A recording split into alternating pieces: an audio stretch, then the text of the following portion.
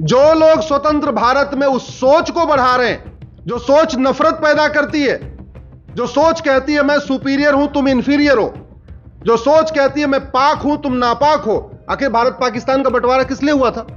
क्या कह के हुआ था? यही कह के हुआ था, हिंदू नापाक होते हैं, हम पाक हैं, हम पाक हैं तुम नापाक हो, इसलिए हमें नया देश चाहिए पाकिस्तान। वो सोच खत्म हो गई क्या? सवाल यह है कि जो वायरस 1947 में था, जो बीमारी 1947 में थी, जिसके कारण आप लोगों के पूर्वज, कोई भिंबर छोड़ के आया, कोई कोटली छोड़ के आया, कोई मीरपुर छोड़ के आया, कोई पुंछ छोड़ के आया, कोई नीलम वैली छोड़ के आया, कोई हवेली छोड़ के आया, क्या वो बीमारी खत्म हो गई? क्या जोर से बोलिए जरा, क्या वो बीमारी खत्म हो गई? चलो 1947 के पहले चलो मान लो बीमारी थी, 1947 के बाद कठुआ में नरसंहार हुआ, जम्मू में नरसंहार हुआ, सांभा में नरसंहार हुआ, उधमपुर में नरसंहार हुआ, राजौरी में नरसंहार हुआ, डोडा में नरसंहार हुआ, किश्तवाड़ में नरसंहार हुआ, अनंतनाग में नरसंहार हुआ, कुलगाम में नरसंहार हुआ, पुलवामा में नरसंहार हुआ, शोपिया में नरसंहार हुआ, बड़गाम में नरसंहार हुआ, श्रीनगर में नरसंहार हुआ, बादीपुरा में नरसंहार हुआ, बारामूला में नरसंहार हुआ, कुपवाड़ा में नरसंहार हुआ। ये तो आजादी के बाद हुआ है। चलो कश्मीर छोड़ देते हैं, अरे अभी 2 साल पहले दिल्ली में भी तो नरसंहार हुआ था। तो वो जो समस्या थी वो खत्म हुई क्या? मुझे लगता है कि हमारे पूर्वजों ने जो इतना बड़ा बलिदान दिया, जिस समस्या के कारण बलिदान दिया, उनके बच्चे होने के कारण ये हमारी नैतिक ड्यूटी है, ये हमारी जिम्मेदारी है।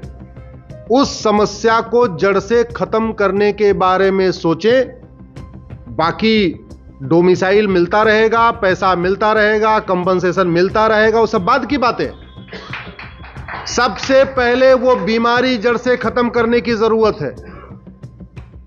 नहीं तो आप लोग मीरपुर छोड़ के आए, बाद में हमारे आपके और भाई कश्मीर छोड़ के आए, और भाई कुछ दिन पहले बंगाल छोड़ के पलायन किए थे, और भाई हमारे कुछ दिन असम छोड़ के पलायन किए थे, अभी कुछ दिन पहले मणिपुर छोड़ के पलायन किए।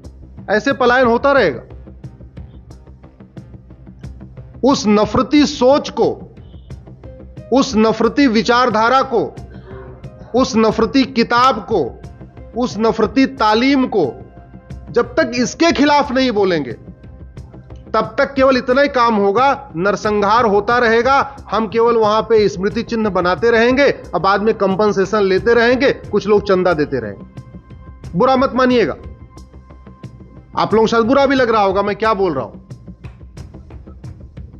मैं तो जब से मुझे यहां आना था, मैं पहली बार ऐसे कार्यक्रम में आया हूं। ऐसे से मतलब जो आप लोगों का कार्यक्रम है, बाकी कश्मीर के जो पीड़ित हैं उनके कार्यक्रम में कई बार गया हूं, लेकिन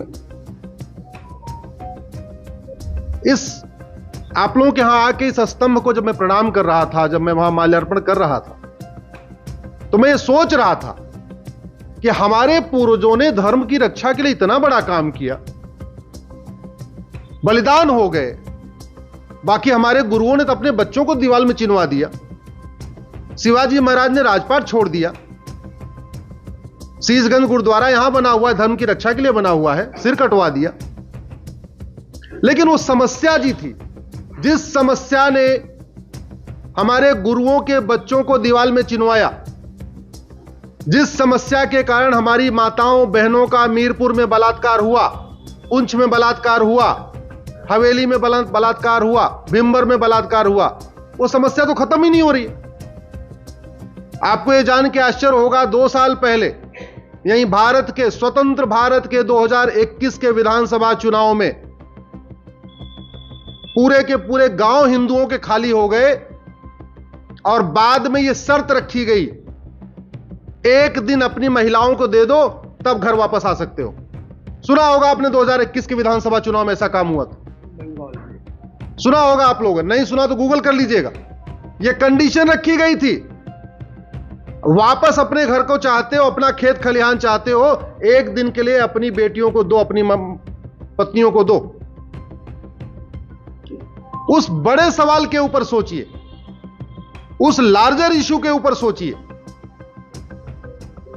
नहीं तो केवल डोमिसाइल को लेके और कंपनसेशन को लेके और हमको ये मिल जाए ये मिल जाए। अरे भैया खत्म हो जाएंगे, दुनिया से खत्म हो गए। दुर्योधन का ननिहाल गंधार, जहां बड़े बड़े मठाधीश थे, मठ मंदिर थे, शंकराचार्य थे, महामंडलेश्वर थे, कोई नाम लेवा बचा है क्या उस अफगानिस्तान में? है कोई बचा हुआ? बताइए जरा, जोर से बोलिए, है कुछ? राजा भरत का ननिहाल कैके, उसी कैके को पेशावर कहते हैं अब। है कोई वहां मठ मंदिर बचा हुआ? है कोई यहां नाम लेवा बचा हुआ? ढाकेश्वरी देवी ढाका, है वहां कोई बचा हुआ? अरे पूरी दुनिया से गायब हो गए। पूरी दुनिया में जिस विचार के कारण अशांति है, उस विचार के खिलाफ हम नहीं सोच पा रहे, समस्या के मूल कारण पे जा ही नहीं रहे।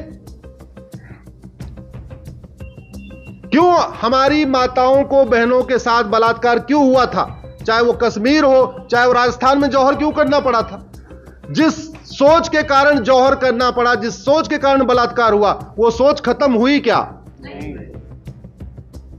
मेरा व्यक्तिगत मानना यह है कि जैसे बगीचे की रक्षा करना उसकी जिम्मेदारी माली की होती है, यह माली का काम है कि आम के बगीचे में कोई बबूल पैदा ही ना हो पाए। कोई बबूल पैदा हो तो उसको उखाड़ के फेंक दे। और कोई माली अगर आम के बगीचे में बबूल को बढ़ा रहा है, बबूल को सींच रहा है, बबूल को खाद पानी दे रहा है, तो वो मक्कारी कर रहा है, हरामखोरी कर रहा है, गद्दारी कर रहा है। मैं क्या कहना चाहता हूं आप समझ रहे होंगे आप लोग। जो लोग स्वतंत्र भारत में उस सोच को बढ़ा रहे हैं,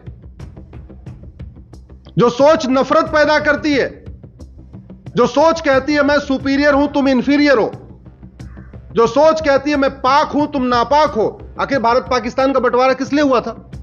क्या कह के हुआ था? यही कह के हुआ था, हिंदू नापाक होते हैं, हम पाक हैं।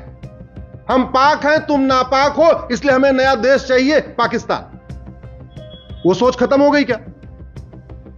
वो सोच तो पहले जो सोच आपके मीरपुर में थी, वो बढ़ती बढ़ती श्रीनगर आई, श्रीनगर से उधमपुर आई, सांबा आई, कठुआ आई, दिल्ली आई, यूपी, गुजरात, बंगाल, राजस्थान, तो पूरे देश में फैली हुई है। सठे साठ्यम समाचरित, यह विदुर नीति है।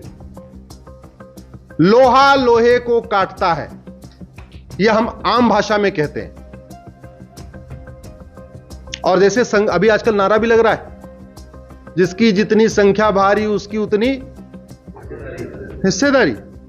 आपकी संख्या ही नहीं है तो आपको भागीदारी कहां से मिलेगी? जिसकी संख्या है उसको भागीदारी मिलेगी।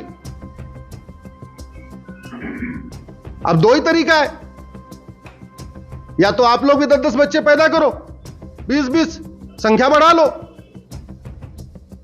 और नहीं फिर दूसरा कोई तरीका है। मैं बार बार कहता हूं, ये सोच है कि जैसे मेरा ही रिलीजन सबसे अच्छा रिलीजन है, बाकी सब बेकार है। जैसे मैं इबादत करता हूं यही ठीक है, बाकी सब बेकार है। जो हमारी बात को माने वो ठीक, जो ना माने उसको,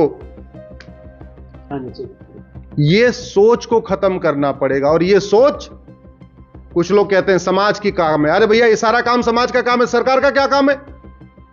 सरकार केवल टैक्स लेने के लिए है क्या? सरकार केवल सड़क बनवाने के लिए, खड़ंजा बिछवाने के लिए है क्या? यह सोच चाइना में क्यों नहीं काम करती? चाइना में तो कोई शंकराचार्य नहीं है, कोई महामंडलेश्वर नहीं है, कोई वहां पे जगत गुरु नहीं है, कोई कुछ नहीं है चाइना में। फिर वो सोच चाइना में क्यों काम नहीं करती, भारत में क्यों काम करती है? यह सोच जापान में क्यों नहीं काम करती? कभी आपने सुना जापान में सरतन से जुदा? जोर से बोलिए जरा, सुना आपने? कभी चीन में सरतन से जुदा होता है क्या? अगर चीन में सरतन से जुदा नहीं होता तो दो ही कारण हो सकता है। या तो चीन का डॉक्टर ज्यादा अच्छा है या तो चीन की दवा ज्यादा अच्छी है। अगर कोई बीमारी भारत में है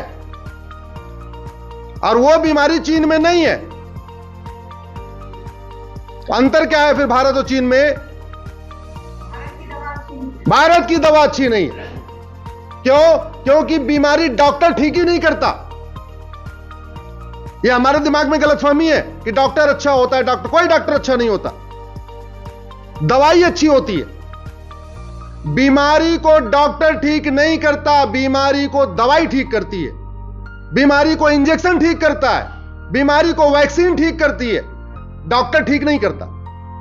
अगर इस देश में वायरस फैल रहा है, जिस वायरस के कारण, जिस बीमारी के कारण आप लोगों को अपना घर परिवार छोड़ के भागना पड़ा, हमारे आपके पूर्वजों को पूरा वो मीरपुर छोड़ के भागना पड़ा, वो आज भी है। आज किसी को दिल्ली छोड़ के भागना पड़ता है, कभी कैराना छोड़ के भागना पड़ता है, कोई मुजफ्फरनगर छोड़ के भागना पड़ता है, कभी मुर्शिदाबाद छोड़ के भागना पड़ता है, कभी असम से पलायन करना पड़ता है।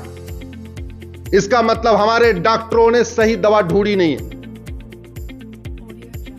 इसका मतलब हमारे डॉक्टरों ने सही दवा ढूंढी नहीं है। और मैं बार बार कहता हूं, डॉक्टर बदलने से बीमारी ठीक नहीं होती। आपको अगर बुखार हो जाए, आप एक डॉक्टर के पास जाओ, वो भी पैरासीटामॉल दे, दूसरे के पास जाओ, वो भी पैरासीटामॉल दे, तीसरे के पास जाओ, वो भी पैरासीटामॉल दे। और अगर एक पैरासीटामॉल से बुखार नहीं उतरा तो दूसरे तीसरे वाले से बुखार नहीं उतरेगा। अगर बुखार उतर नहीं रहा है, इसका मतलब या तो दवाई का डोज ठीक नहीं है या तो दवा नकली है। और दूसरी बात ये, कोई बीमारी इनिशियल स्टेज में अगर ठीक हो जाती है तो जल्दी ठीक हो जाती है। वो लंबी चलती है तो जैसे बुखार टाइफाइड हो जाता है, निमोनिया हो जाता है, ऐसे ये समस्याएं भी बढ़ती हैं।